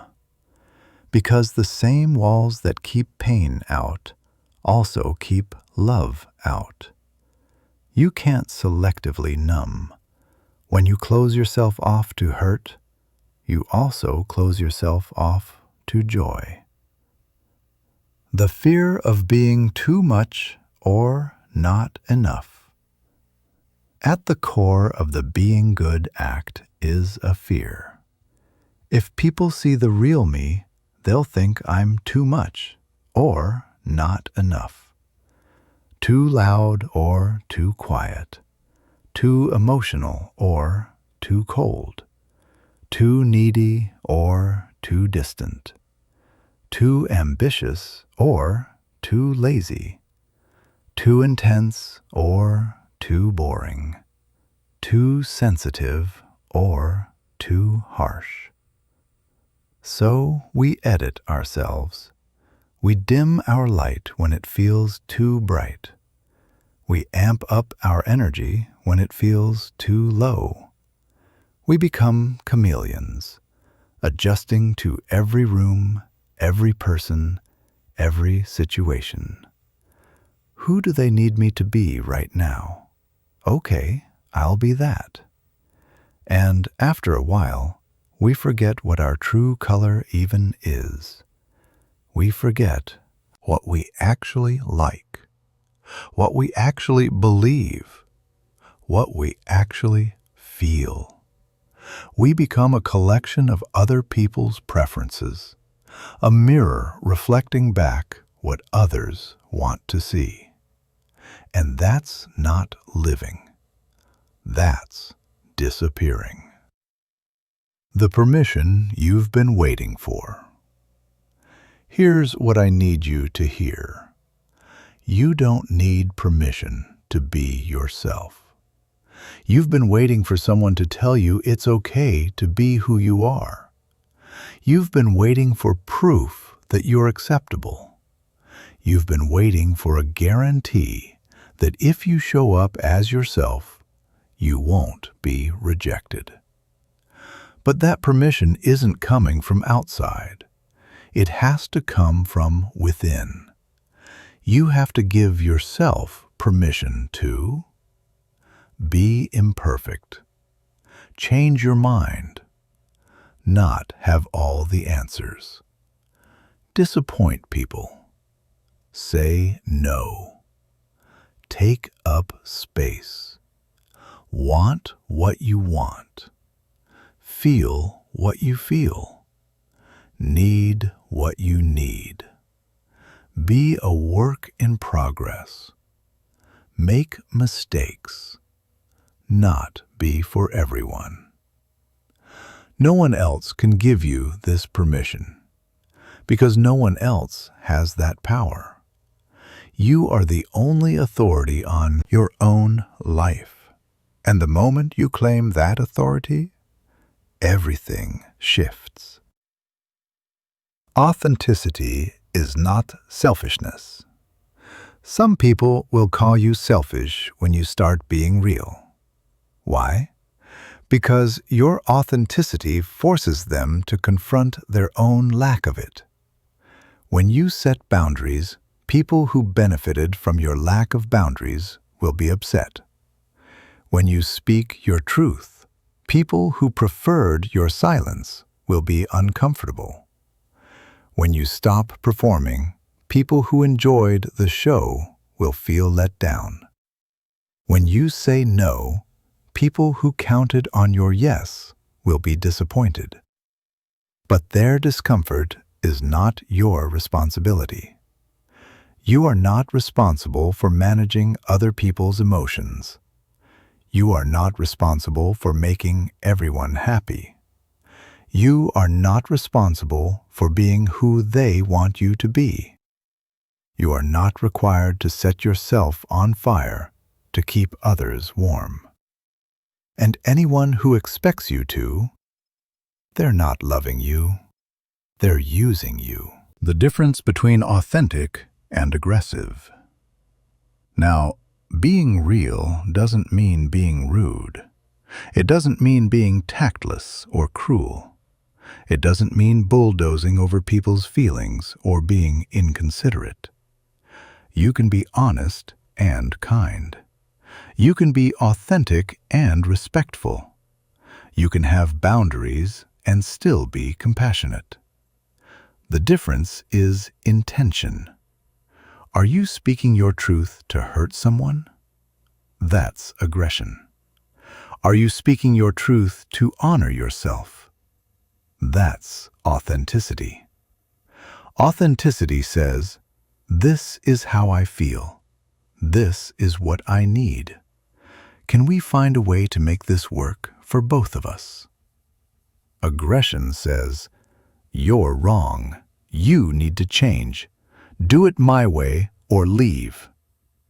One invites dialogue. The other creates walls. Authenticity is rooted in self-respect. Aggression is rooted in self-protection. And there's a big difference. The people who leave. When you start being real, some people will leave. And that's okay. Actually, it's more than okay. It's necessary. Because the people who leave, when you stop performing, they were never connected to you. They were connected to what you did for them. They were connected to the version of you that made their life easier. And yes, it hurts. Loss always hurts, even when it's necessary. But here's the truth. Losing people who didn't truly see you isn't actually losing anything. You're just making space. Space for people who will actually show up for the real you. The people who stay. And then there are the people who stay. The ones who see you, really see you, and don't run. The ones who love you not despite your imperfections, but because of your humanity. The ones who say, "I don't need you to be perfect. I just need you to be real." The ones who lean in when you're struggling instead of pulling away. The ones who celebrate your wins without jealousy and hold your hand through your losses without judgment. Those are your people. And when you find them, you realize this is what connection was supposed to feel like all along. Not transactional, not conditional, not exhausting. Just real. Just honest. Just enough. Being real in a world that rewards performance. Let's be real. The world does reward performance. Social media rewards the highlight reel. Workplaces reward those who never show weakness. Relationships sometimes reward those who don't rock the boat. Society rewards compliance, conformity, quietness. So being authentic in a performance-driven world takes courage.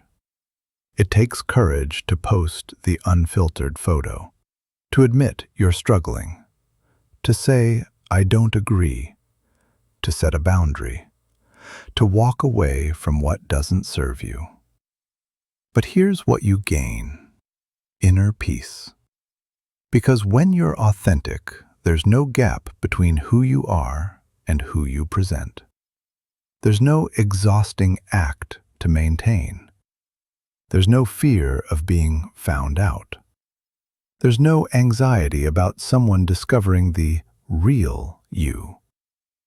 Because you're already showing the real you. You're just you. Fully. Imperfectly. Honestly. And that simplicity, that's freedom. The practice of authenticity. So how do you start being more real? 1. Get honest with yourself first.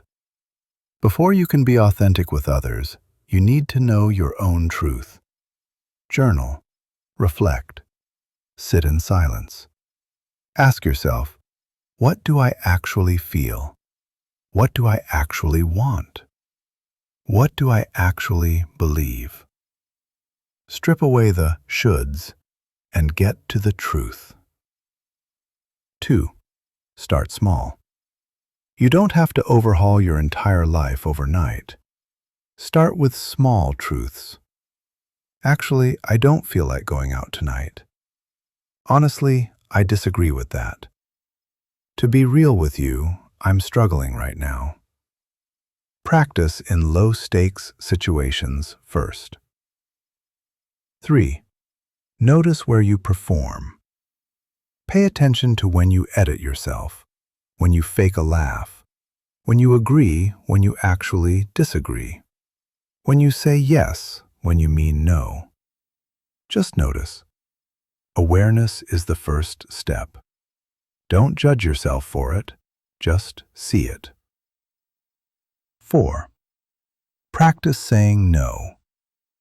No is a complete sentence. You don't owe anyone an explanation for your boundaries. Practice saying it. No, I can't. No, that doesn't work for me. No, thank you. It feels scary at first, but it gets easier. 5. Share your struggles, not just your successes. Let people see the behind the scenes, the doubts, the failures, the messy middle, the I don't know what I'm doing moments. That's where real connection lives, not in the polished outcome, but in the vulnerable process. 6. Stop apologizing for existing. You don't need to apologize for your needs, your feelings, your space, your voice. You don't need to say sorry before every request. You don't need to minimize yourself to make others comfortable. You're allowed to exist fully without apology. The death of the false self. Here's what happens when you choose authenticity. The false self dies. And that death, it can feel like grief. Because you're letting go of a version of yourself you spent years building. The version that was liked. The version that fit in. The version that never caused problems. The version that everyone approved of. But here's the thing. That version was never alive to begin with. It was a costume, a character, a defense mechanism. And when it dies, something else is born. The true self. The self that feels, that needs, that wants, that doubts, that grows, that fails, that tries again. The self that's imperfect and real and fully, beautifully alive. The integration. Everything comes together. So let's bring it all together now. You can't change until you accept yourself. Part 1. You can't be happy when, because happiness is now. Part 2. You need self-compassion, not self-criticism, to grow. Part 3, 5. You need to let go of control and resistance. Part 4. And you need the courage to be real, not just good. Part 6. All of these pieces are connected. They're not separate lessons. They're facets of the same truth. You don't need to fix yourself. you need to free yourself. Free yourself from the belief that you're broken, the need for constant approval, the prison of perfectionism, the exhaustion of performance, the terror of your own inner voice, the addiction to control, the resistance to reality, the mask you've been wearing. And when you free yourself, that's when real transformation begins. Not because you forced it, but because you finally made space for it. The final question. So here's the question you need to ask yourself. Am I living or am I performing?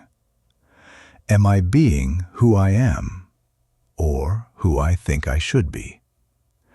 Am I connected to myself or disconnected in pursuit of connection with others? Am I showing up authentically or am I playing a role? This isn't a one-time question. It's a daily practice, a moment-by-moment choice. And some days you'll nail it.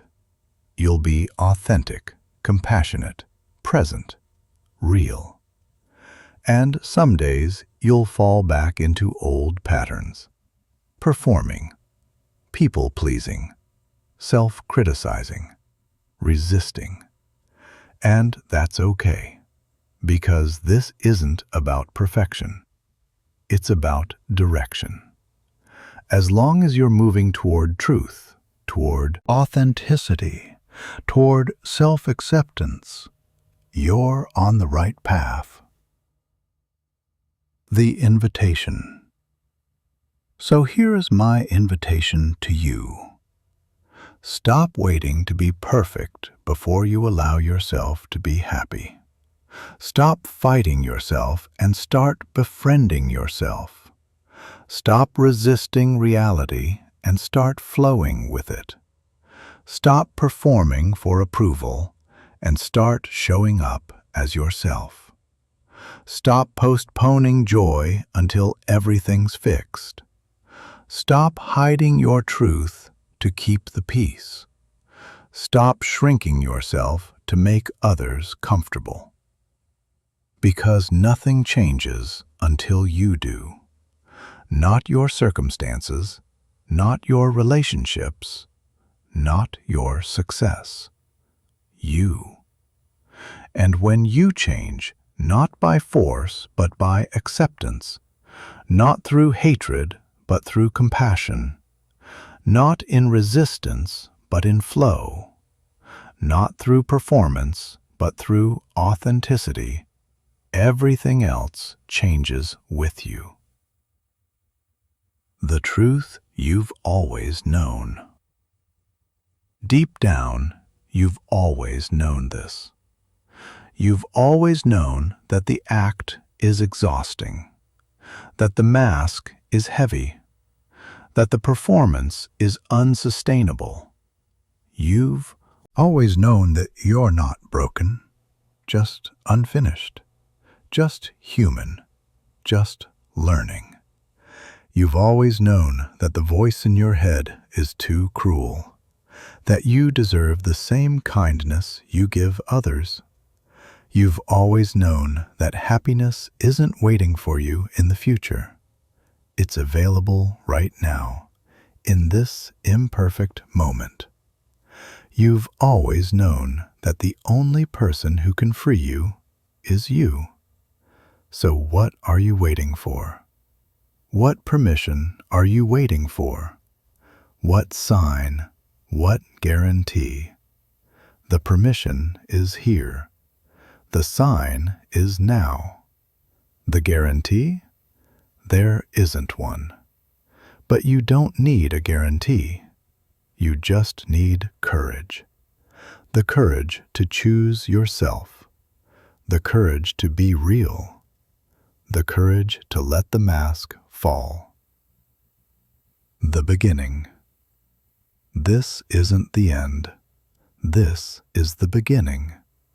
the beginning of a new relationship with yourself, one built on acceptance, not rejection, compassion, not criticism, truth, not performance, flow, not force, presence, not perfection. It won't be easy. Old patterns don't die quietly. They'll pull at you, tempt you back, whisper that it's safer to stay small, to stay hidden, to stay performing. But you'll know better, because now you understand the only way out is through, and the only way to change is to first accept what is. So take a breath, look in the mirror, and say the words you've needed to hear for years. I see you. I accept you. I'm with you. And together, we're going to be okay. Not perfect, not fixed, not finished. Just okay. Just real. Just enough. And from that place of enoughness, that's where everything begins. That's where transformation happens. Not because you beat yourself into it, but because you loved yourself into it. Nothing changes until you do. So stop waiting for the world to change. Stop waiting for circumstances to align. Stop waiting for permission. Stop waiting to be ready. Stop waiting for the perfect moment. Change doesn't happen when everything is perfect. Change happens when you finally accept that perfection is a myth. You are the change you've been waiting for. And the moment you truly accept that, accept yourself, accept your reality, accept your humanity, everything shifts. Not because the world changed, but because you did.